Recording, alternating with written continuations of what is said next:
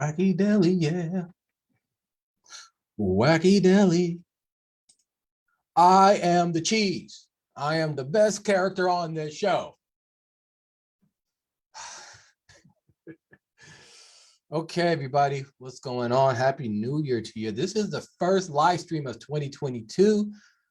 Today, I'm going to talk about 3 scaling secrets that I had to rediscover in order to make more money in 2021 than I did in 2020. And I'm going to actually double down on in 2022 for it to be my most profitable and highest earning, highest revenue year for myself to date. Now, I don't think I'm going to tell you guys anything mind-blowing, but I think how I put a little twist on it, it may hit home for some of you. But before I begin, like always, let me know if you can see me okay, you can hear me okay. I want to make sure that I'm coming in loud and clear because this is going to be a very important message that I think you're going to want to hear, take to heart, and start to implement ASAP. Okay, so before I jump into the meat and potatoes, I did get a question earlier in the Facebook group. Basically, how do you know if you have a list full of vacant land property versus ones that have houses on it? Well, in general, depending on where you put your list together, whether you're building it by hand for free, going through the county's data, or something else, there's always some kind of information that says the improvements. Now, if you're using a service like PropStream or DataTree, then you're easily going to filter out. There's a checkbox or something to say, I just want vacant land. And when you're not doing that, you're doing it by hand, or you get like a delinquent tax roll from the county. Usually there's some kind of improvements there. Now, if there's not, then you'll have to kind of double back. But the point is, when you see that the improvement amount on the property is $0, it will say that. Or sometimes the zoning will tell you if it's vacant or not. It'll say vacant residential, vacant commercial, vacant whatever it is. Depending on the county, sometimes there's a county code, or excuse me, a land use code, and that land use code will correspond to what you can use the land for and like what's currently on it now, if it's vacant or not. So there are different ways. It just depends on the county, depends on the state. I know Nevada uses land use codes, and in like certain codes like 700, and actually it's been a couple of years since I did Nevada property. But the point is, there were some different codes out there that would show you, okay, this is vacant and it's commercial. This is vacant and it's residential. This is vacant and it's agricultural, etc. So again, either look at the improvement amount, it should be $0, meaning nothing's been done on it, or the land use code itself will say something, or the zoning type itself will say vacant land or whatever it is. So hopefully that answers your question. Now, anyways, getting into the meat and potatoes, scaling. So here's the thing, guys. You guys, did I ever tell you about what I did in between quitting my job and then having my mother brutally murdered and then rediscovering land investing? I don't think I've ever talked, I don't talk about that much because I'm a little embarrassed about it. But I tell people all the time how I quit land investing because I was lured away by shiny object syndrome. And that's why I talk about it a lot, because I've been there, I've done that, and I see it through a lot of people who join this group. And sometimes it's deceiving. The shiny object, it's not always the classic case of you're seeing different opportunities that are completely different from one another. You're jumping from one thing to the next, hoping something sticks. But I was the classic guy. So I started, like, I got lured away by affiliate marketing. I don't know who hasn't been lured away by that siren song of all the free money and working from your laptop on the beach and all the other lies that they tell you. I tried to sell things for other people because I do know salespeople can make more money than anybody besides the business owners themselves. And the amount of money you bring in is just limited to your skills. So being a former athlete, that really spoke to me. Like, hey, if I can get really good at this, I can make a ton of money. All I got to use is just my phone. I don't need to worry about fulfilling orders or keeping people happy. I just do the selling. Well, that didn't work for me because I had to sell somebody else's shit, and most people's shit I didn't believe in. I didn't think it was that great, at least not for the price. So I'm like, forget it. I'm not going to sell this. I try to coach more sports and other things. I try to do everything I could except for actually invest in land. Why? Because I foolishly believed that I couldn't make the money I wanted to make or do it with the amount of time I want to do it in land investing. It was such a dumb. I don't even know where I got that idea from besides my own bullshit in my own head. And I decided to believe it was true. And you've probably been there before. So when I really got back into land investing, I learned some things. I was like, damn, I wish I would have known this from the beginning. Well, I don't know if I would have actually paid attention back then, but whatever. But today I'm going to talk about that. Now, before I begin on the actual things that you're going to need to do to scale, whether you're looking into this to quit your job or you just want to do more as a side hustle, I had to be honest with myself, because here's the thing. The whole time when I'm jumping to different opportunities and I'm saying, oh, this is going to be better than that, and I think this is a better idea, I was constantly lying to myself. Put in the comments below if you're lying to yourself right now, right? Now, these lies aren't just flat out completely falsehoods, but just little half truths, little things that are like, yeah, that's kind of true. So I can kind of believe it and keep going on with the charade, but but it wasn't enough to be like, damn, I'm really lying to myself. I need to stop. So some of these lies, well, what I'm doing is enough. Hey, I'm committed to the process. Oh, I have a solid mindset. I know what I'm doing. Hey, just a couple more months, things are going to turn around. Now, why are these lies? Number one, I don't understand how things can turn around if I'm already getting results that my actions are leading to. So if my actions aren't producing any money, why do I think all of a sudden more money is just going to show up? So if you're in your job right now and you're looking to get into land investing, but you haven't actually put a list together and you think all of a sudden you're just going to get quote unquote motivated to do it, what makes you think so? Life is just going to get more complicated. And the longer you put things off, the harder it's going to be to start. How about the lie you tell yourself, or maybe tell myself, that I'm doing enough, right? Like I put in enough effort. It's a lie. I was not doing enough. And my results were showing that. I don't care what you're doing right now, land investing, wholesaling, whatever it is. If you are starting with a minimum amount of effort early on, you're going to fail. It's like the merry-go-round. It takes a bit of pushing to get that momentum to start the merry-go-round to spin at the park. But once it spins, then you don't need a lot of energy to keep it going.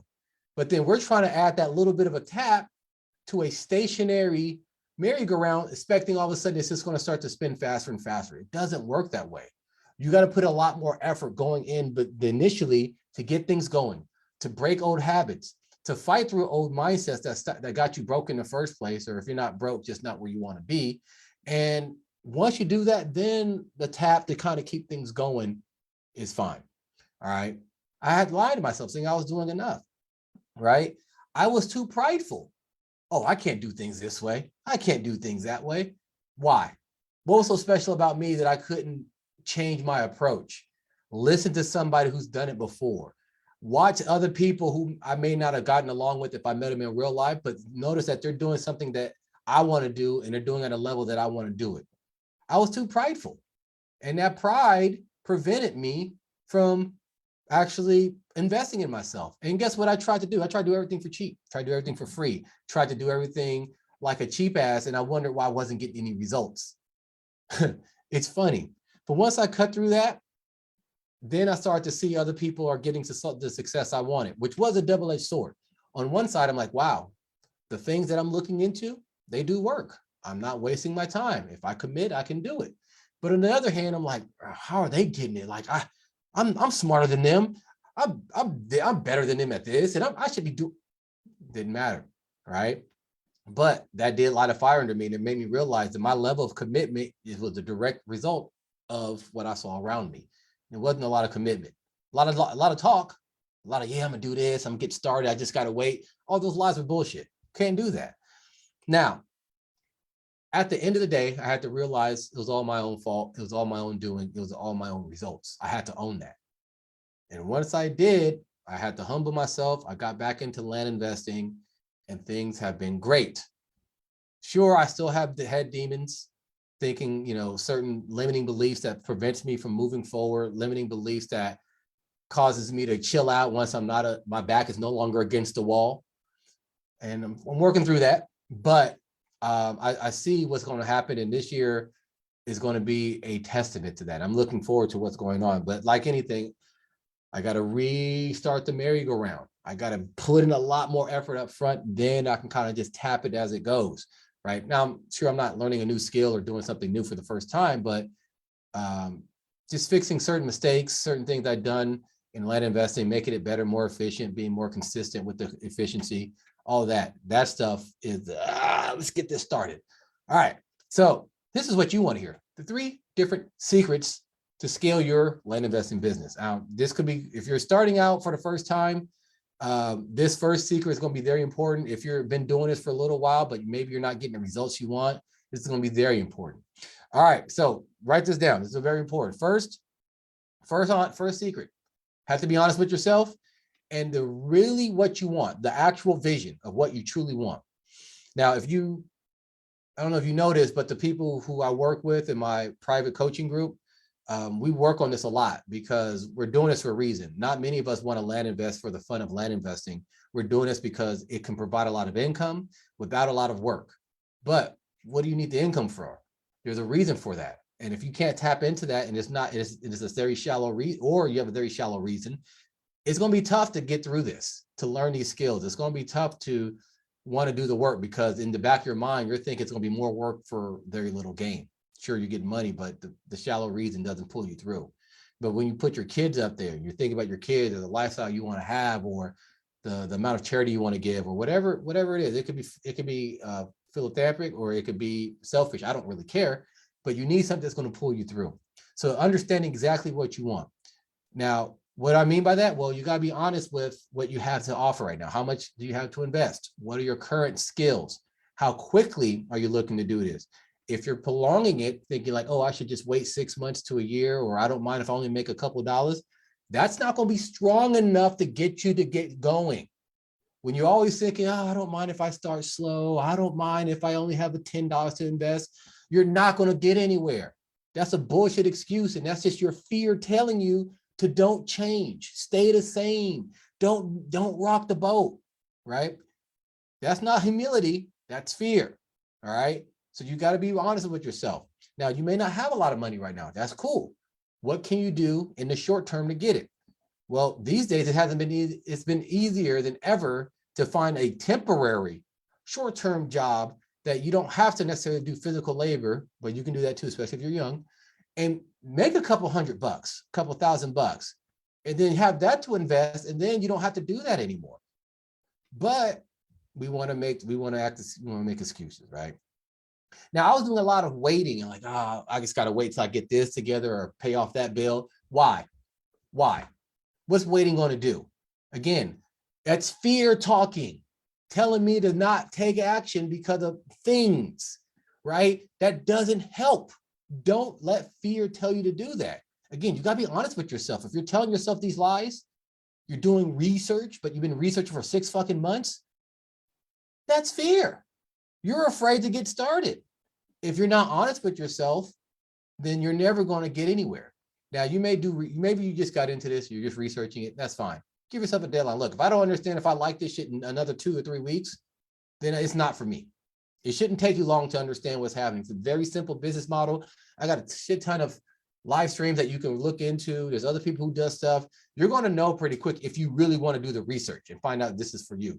If you're just kind of dabbling and hoping the information just kind of absorbs by osmosis, you're going to be researching for years, and your pocketbook is going to stay empty. Okay. Now, here's the thing. I'm going to drive this point home. This is for the people who are dabbling out there. There's a big difference between training for like a marathon and training for the Olympics. Now, before you can train for the Olympics, and let's say you are a long distance runner, maybe you should run a marathon or two, just to really compete at a high level in the sporting event, or in this case, the running event of your choosing. However, the amount of training that you need to go from like, hey, I think I want to run a marathon to I'm going to make the Olympic team is vast. And right now, a lot of people want the Olympic results with that casual, I think I want to run a marathon mindset. Stop it. Again, that's fear talking. Be honest with yourself. You get past that get past that, this whole world will open up to you. Now, once you understand that and the lies you tell yourself, and you're being honest with yourself, you can be honest with your actual skill set, and you can make a plan based on that. So let's just say I'm a terrible salesperson. Every time I get on the phone, I'm shaking. I'm like, well, that tells me what I need to work on first. Now, maybe I have to invest a little money in a course, get a coach, or, go to Toastmasters, whatever it is that you have to do. But you need to do something to help you get rid of your deficiencies or to start to improve upon them, right? The second thing you're going to need to do once you start getting honest is start to actually put in hard limits of how much bullshit you're going to allow in your life so you can actually dedicate more of that to learning these skills and getting better at what you do. It's that simple. Now, does that mean you have to wait to really get started until you're a pro? No, you'll never become a pro until you actually start doing things. So while you may be terrible on the phone, that doesn't stop you from putting a list together. That doesn't stop you from sending out a mailer or some text messages. That doesn't stop you from communicating with sellers, right? You should be doing that as you're learning the skills.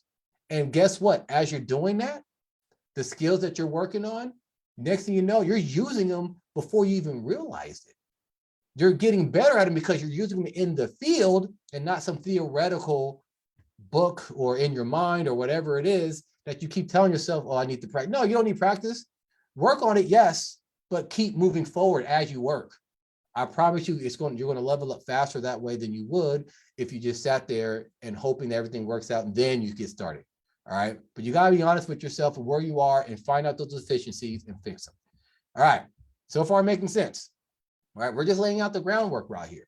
Right. This is the scale. This isn't just you have enough information. You haven't taken advantage of it to really live up to your potential. So this is what I'm here. Secret number 2. All right. Consistencies, system. This is what you're going to need, right? So you're going to have to do a little bit every day.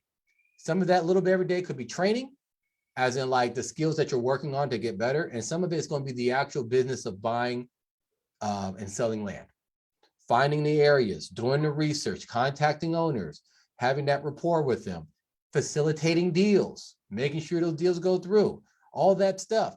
Guess what? It doesn't take a ton of time, 30 minutes a day. And many of the things you can do on your own time. Besides talking to a couple of people here and there, you can do whatever you want. Now, the only reason why talking to people is more limited is because, you don't want to call people at midnight or at like 6 a.m., right? You want to do it during normal business hours, because I'm pretty sure you don't want to have a phone conversation at 6 a.m. either. But in general, people are pretty open. And a lot of times the communication you have isn't direct one-on-one on the phone. Sometimes it's an email, sometimes it's just texting. If it's electronic like that, then you can do it on your own time, but you just need to spend a little bit of time every day, either getting a deal or facilitating a deal. That's it. That's it. Now, if you do it every day, you're going to get results. That's how you can see your pocketbook change. Some days are going to be great. Other days are going to suck. That's okay. That's part of the process, but you got to do a little bit every day. And there's always something you can do.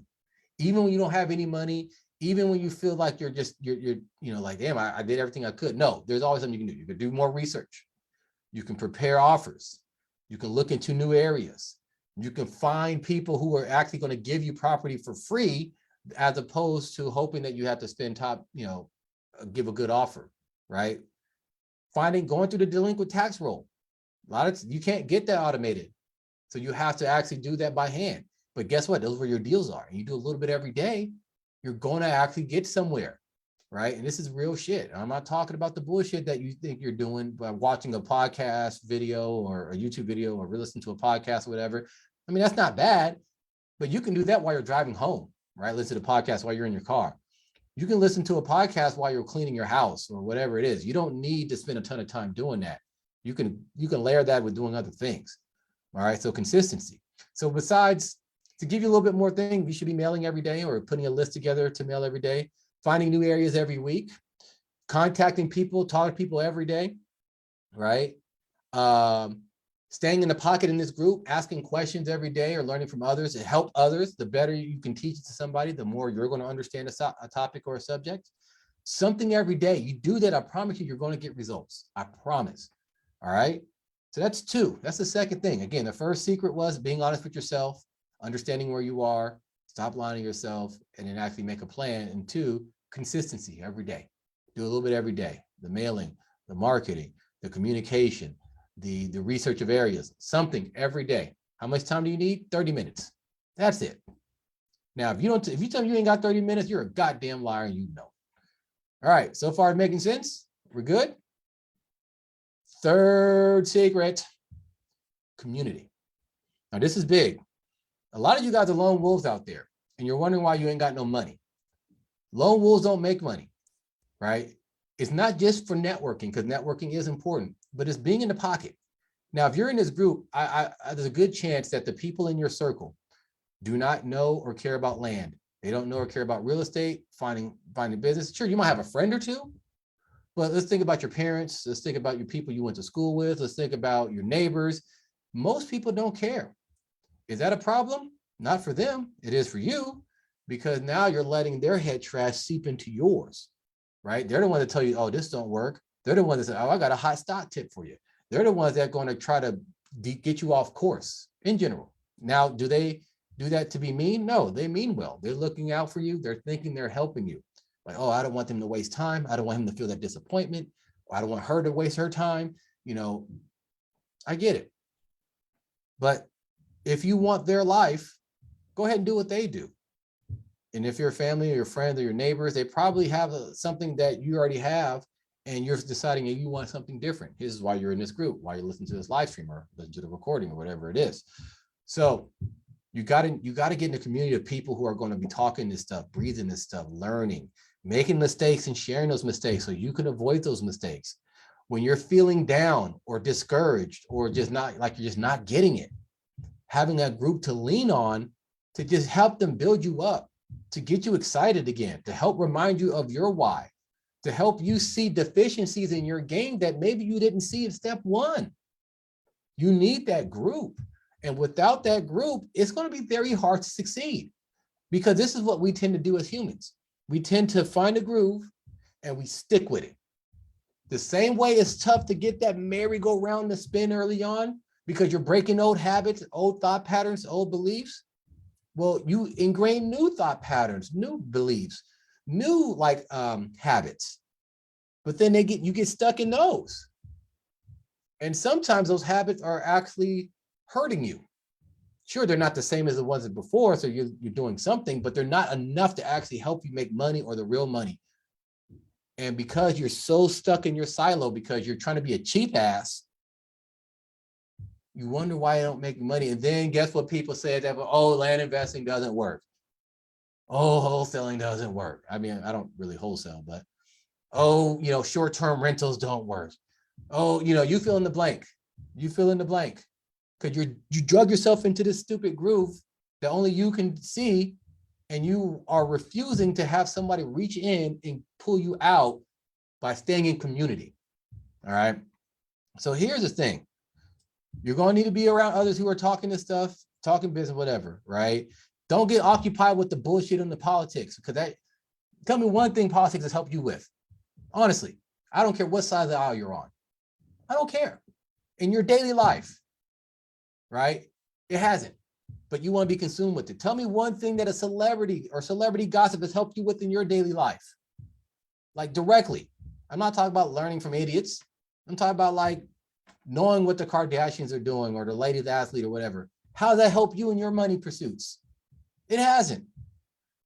How about spending a ton of time on social media, swiping? Sure, you may be looking at memes of, go get money, boss chick, level up. How is that actually helping you? When was the last time you're like, shit, man, I want to get started this land stuff, but only if I've seen a fucking meme that got me excited and made me laugh or made me think, yeah, that doesn't help. It doesn't help. But when you're in a community of people asking questions about, hey, look at this deal, or what do you think about this? Or, hey, guess what I just sold? Oh man, I just lost this deal. Now you're in the pocket. Now the thoughts in your mind that consume your mind are the ones that's going to help you accumulate wealth, accumulate these skills, and help you get to where you want to get to. Now, it's not going to be easy to separate yourself from all the distractions, but it's necessary. You got to do it. All right. You're probably going to need a coach. If you had all the answers, you wouldn't be in this group. If you had all the answers, you probably wouldn't have a 9-to-5 job. Now, some people are like, oh yeah, I think I could do it on my own. How has that worked out for you? How long are you going to struggle and flounder and flail and waste time and money when you could have just paid a guy a couple, whatever it is, got their secrets, and instead of spending 3 years to learn something, learn it in 3 months? And you think that's the cheaper way by going on YouTube? You think that's cheaper than spending 3 years of your life making mistakes, chasing money with after bad deals, wasting your time? That's cheaper? Get the fuck out of here, man. Come on. That's part of the community. Having a leader that you can go to, ask questions with, someone who's going to be invested in your time, invested in your development, invested in your bottom line. You don't want to do that, that's fine, but just don't be mad when you're broke. Don't be mad when it's 3 years down the road and you're still doing 1 or 2 deals a month. Not even 1 or 2 deals a month. It might average out to one or a half a deal to a deal a month, maybe even less than that. And that's after 3 years. Now, I don't know about you, but I'm not into this so I can just have myself a second 9-to-5 job that stresses me out and pisses me off for a small paycheck. I'm here to make money. But if you want to do it for free, by all means, go and waste your time. Now, once I had these things taken care of, my results changed for the better. I made more money and I slept better at night because I was more at peace. So again, first I have to be honest with myself. Say, hey, this is where I am. Stop bullshitting, stop acting out of fear. Just get better at these skills, but as you're getting better, keep moving forward. Then the next step, consistency, okay? If I want to get better, I got to work on this every day. I got to contact people every day. I got to get mailers out every day. I got to get texts out every day. I got to research new areas every week, pull new lists every month, whatever it is. That consistency helps. I made it a routine. And then third, I had to make sure I didn't get myself in a rut. I had to be in community. I had to see different points of view. I had to make sure I had a coach helping me do the things I needed to do, showing me my blind spots that I didn't see. And so I didn't get in a rut of doing things the same way every time that wasn't that effective. All right. 3 secrets. Here's a bonus for you guys. Track your progress.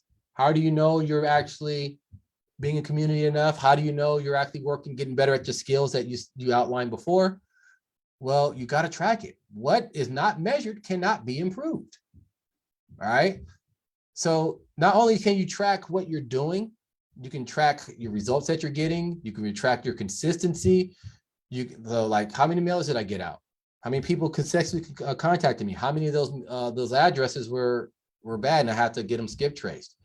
You can find out these things. Now you can actually start making adjustments based on actual data and not your punk ass emotions. Because if it's up to your emotions, some days you'll feel great. Other days you feel like, oh my God, this doesn't work. Oh my God, I'm doing it wrong. I'm an idiot. Well, the data says this. Oh, okay, well now maybe I can relax. So you start tracking that stuff. Now it actually makes you stay on track on everything. What you decide to track is up to you, but you need to start tracking it so you can see if you're making any headway toward your goal. If you want to track anything, track how much money you've made. Track that. And if we start looking at that, instead of thinking what you can do, but what you actually made, a lot of you guys will be like, holy shit, I haven't done shit. And that's the case. Now, what can you do now? Well, listen, you can see I've actually done this because I have my own frustrations within myself. And the information I just shared really helped me minimize a lot of those frustrations, minimize a lot of mistakes that I would have made if it was based on emotion or just fly by the seat of my pants decisions. And it's helped me get a lot of success. That's why I can talk about this stuff so confidently, and why I feel I can do so much better this year. So what about you? Well, if you are like, you know what, I still need to know if land investing is even right for me. Well, this is the first thing you should do. Number one, pick a date. Be like, all right, look, if in like 2 weeks, you still don't know, as I said before. So what's 2 weeks from now? Today is the 5th of January, 2022. If by January 19th, 2022, you still don't know if you should be land investing, then it's not for you. Right? And honestly, unless you've been your time has been occupied by something else that's helping you make money, no side hustle or business or investment strategies for you because you don't really want it. You just want to talk about it. That's fine. Just watch some reality shows about rich people. That will scratch the same itch. All right. But pick a date. Like, look, if I don't know if I like this shit in 2 weeks, then you're not really looking. You're not trying to find out. The information is out there. It's not like you got to search very hard. You're in this group. This group will tell you everything you need to know. Watch my old live streams. If you do decide in 2 weeks or less that this is for real and I'm going to commit, I'm not going to be the casual. I think I want to run a marathon. Fuck it. I want to fucking try for the Olympics. Then let me help you pick an area to invest in. We'll pick an area. We'll pick a budget. And we'll make a list together. All right. We do that. Now you're on your way. Now you know what you can work on. Now you have a goal, right? And once we have that plan in place, now you can figure out, hey, is the plan that I had in my mind going to help me get there? Probably not, because nothing was definitive. It was just kind of wait and see, and wait and see never works. But if you want that, I'm gonna hit me up. We'll schedule a little quick 15-minute chat.